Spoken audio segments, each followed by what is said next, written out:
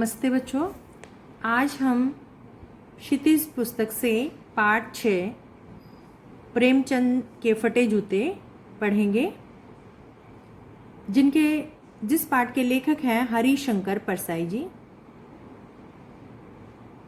हरिशंकर परसाई का जन्म सन 1922 में मध्य प्रदेश के होशंगाबाद जिले के जमानी गांव में हुआ। नागपुर विश्वविद्यालय से एमए करने के बाद कुछ दिनों तक अध्यापन किया, यानी कि उन्होंने पढ़ाने का कार्य किया। सन 1947 से स्वतंत्र लेखन करने लगे। जबलपुर से वसुधा नामक पत्रिका निकाली, जिसकी हिंदी संसार में काफ़ी सराहना हुई। सन 1995 में उनका निधन हो गया।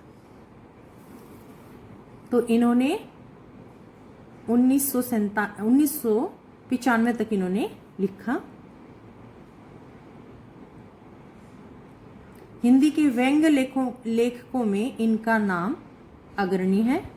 परसाई जी की कृतियों में हंसते हैं, रोते हैं, जैसे उनके दिन फिरे, रानी नागफनी की कहानी, तट की खोज उपन्यास, तब की बात और थी, भूत के पांव पीछे, बेईमानी की परत, पगडंडियों का जमाना, सदाचार का ताबीज, शिकायत मुझे भी है, और अंत में निबंध संग्रह, वैष्णव की फिसलन, तिरछी रेखाएं, ठिठुरता हुआ गणतंत्र, विकलांग श्रद्धा का दौर, व्यंग्य संग्रह उल्लेखनीय है। तो अब हम पढ़ते हैं पाठ प्रेमचंद के फटे जूते। प्रेमचंद का एक चित्र मेरे सामने है। लेखक कहते हैं, ये लेखक हैं हरिशंकर परसाई जी। इन्होंने प्रेमचंद के बारे में, प्रेमचंद के जो फटे हुए जूते हैं वो पहने हुए हैं, तब उन्होंने प्रेमचंद जी के ऊपर यह लेख लिखा है। प्रेमचंद का एक चित्र मेरे सामने है। लेखक कहते हैं कि प्रेमचंद का एक चित्र मेरे सामने है। पत्नी के साथ फोटो खिंचा रहे हैं। सिर पर किसी मोटे कपड़े की टोपी, कुर्ता और धोती पहने हैं। कनपटी चिपकी है, गालों की हड्डियां उभर आई हैं, पर घनी मूछें चेहरे को भरा भरा बतलाती हैं। यानी कि लेखक प्रेमचंद का यह सारा चित्र इस तरह से खींच रहे हैं कि हमें भी देखने में लग रहा है कि किस तरह से प्रेमचंद जी देखने में लग रहे होंगे उस तस्वीर में। पाँव में कैनवस के जूते हैं, जिनके बंद बेहतरतीब बंधे हैं, जिनके जो लेसेस होते हैं वो एक बेढंग से बांधे गए हैं। लापरवाही से उपयोग करने पर बंद के सिरों पर की लोहे की पतरी निकल जाती है और छेदों में बंद डालने में परेशानी होती है। कैनवस के जो शूज़ होते हैं उनमें जहां हम लेसेस डालते हैं वहां पर लोहे के, जो कि आजकल प्लास्टिक के भी आते हैं, वो उस तरह से लगे होते हैं, तो वो निकल जाते हैं। तो उसमें जो फीते डालने में बड़ी कठिनाई होती है। तब बंद कैसे भी कस लिए जाते हैं। तो जब वो अच्छे से नहीं डल रहे उसमें, तो वो उल्टे सीधे ऐसे बांध दिए गए हैं उस तस्वीर में, उस चित्र में। दाहिने पांव का जूता ठीक है, मगर बाएं जूते में बड़ा छेद हो गया है, जिसमें से उंगली बाहर निकल आई है। तो उंगली पैर से, जूते से बाहर है। मेरी दृष्टि इस जूते पर अटक गई। अब वो फोटो देख रहे हैं तो उनकी जो कई बार ऐसा होता है, हम कोई चीज़ देखते हैं तो एक जगह पे हमारी निगाहें टिक जाती हैं, तो वहाँ उनकी निगाहें अटक गई। सोचता हूँ फोटो खिंचाने की अगर पोशाक है, यह पोशाक है, तो पहनने की कैसी होगी। लेखक कहते हैं कि खुद मन में सोचता है लेखक कि अगर इसने प्रेमचंद जी ने फोटो इस तरह से पहन के खिंचवाया होगा तो ये नॉर्मल साधारण रूप से कैसे कपड़े पहनते होंगे। नहीं, इस आदमी की अलग अलग पोशाकें नहीं होंगी। फिर मन में खुद ही सोचते हैं और खुद ही कहते हैं कि नहीं, ये इस आदमी के पास अलग अलग की पोशाक कपड़े नहीं होंगे, इसमें पोशाकें बदलने का गुण नहीं है, ये जैसा है वैसा ही फोटो में खिंच जाता है। मैं चेहरे की तरफ देखता हूँ, क्या तुम्हें मालूम है मेरी साहित्यिक पुरखे की तुम्हारा जूता फट गया है और अंगुली बाहर दिख रही है। तो इसमें लेखक कहता है कि देखते हैं वो उस तस्वीर की तरफ और कहते हैं कि साहित्यिक पुरखे, यहाँ साहित्यिक पुरखे प्रेमचंद जी को कहा गया है कि पुरखे का अर्थ है पूर्वज। तो कि क्या तुम्हारा ये जूता फट गया है और उंगली बाहर दिख रही है, क्या तुम्हें इसका ज़रा भी एहसास नहीं है, ज़रा लज्जा संकोच या झेप नहीं है। तो वह अपने आप से इस तरह से तस्वीर को सामने देखते हुए ये सभी बातें अपने मन मन में सोचते हैं। क्या तुम इतना भी नहीं जानते कि धोती को थोड़ा नीचे खींच लेने से उंगली ढक सकती है, मगर फिर भी तुम्हारे चेहरे पर बड़ी बेपरवाही है, बड़ा विश्वास है। फोटोग्राफर ने जब रेडी प्लीज कहा होगा तब परंपरा के अनुसार तुमने मुस्कान लाने की कोशिश की होगी। दर्द के गहरे कुएं के तल में कहीं पड़ी मुस्कान को धीरे धीरे खींच कर ऊपर निकाल रहे होंगे कि बीच में ही क्लिक करके फोटोग्राफर ने थैंक यू कहकर कह दिया होगा। विचित्र है यह अधूरी मुस्कान कि प्रेमचंद जी की उस चित्र में जो मुस्कान है वो बहुत फीकी सी मुस्कान है।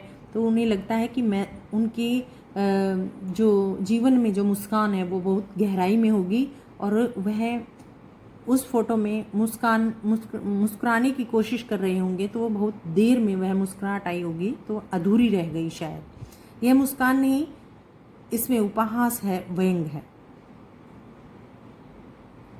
कहते हैं कि यह मुस्कान नहीं है, यह उनके जीवन का उपहास है, मजाक है।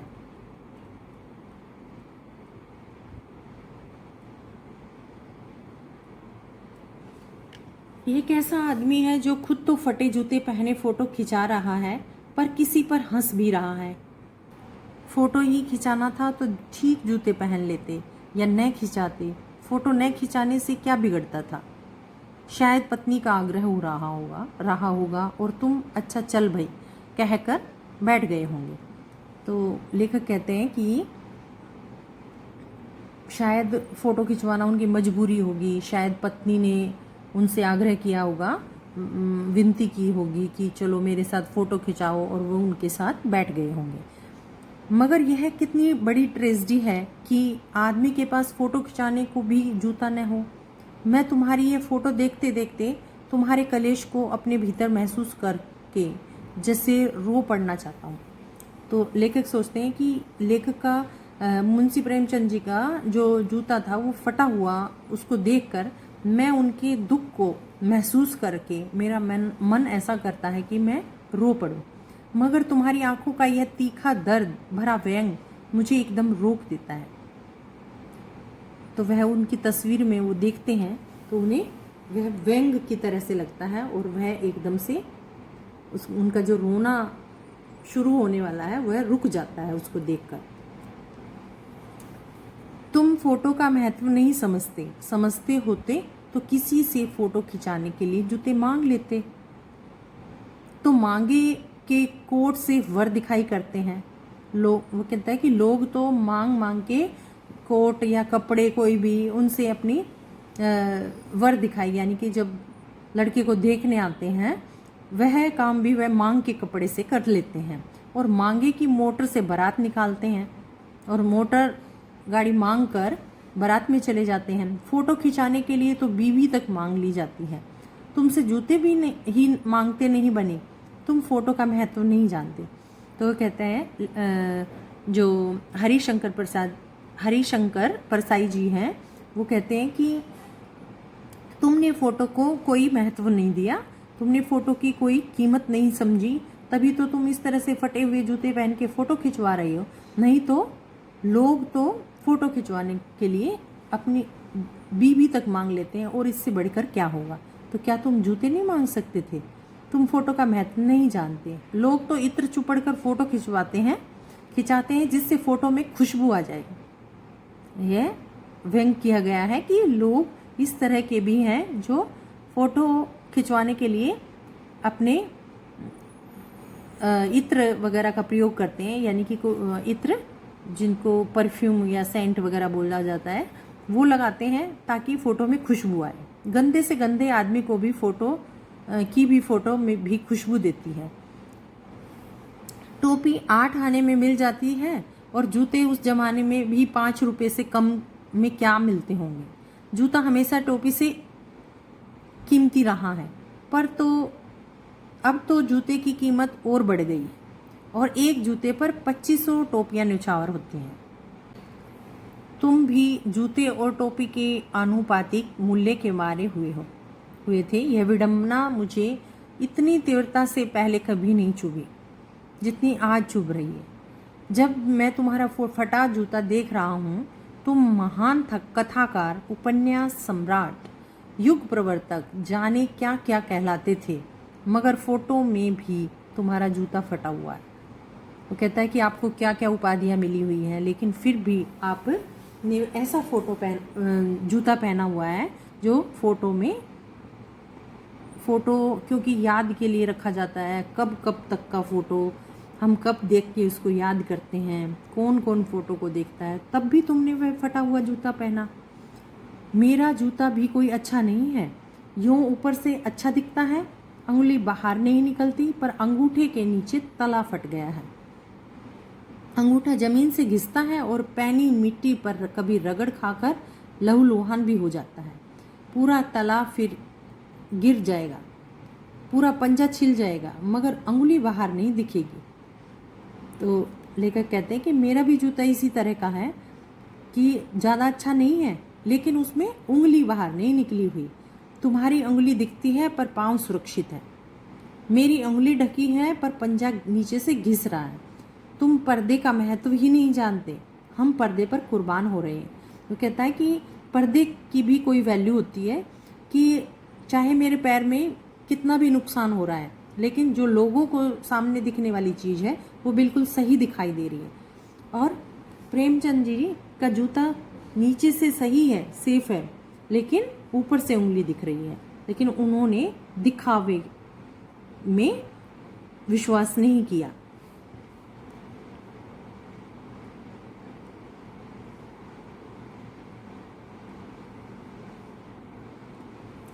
तुम फटा जूता बड़े ठाठ से पहने हो, मैं ऐसे नहीं पहन सकता। फ़ोटो तो जिंदगी भर इस तरह नहीं खिंचाऊं, चाहे कोई जीवनी बिना फ़ोटो के ही छाप ले।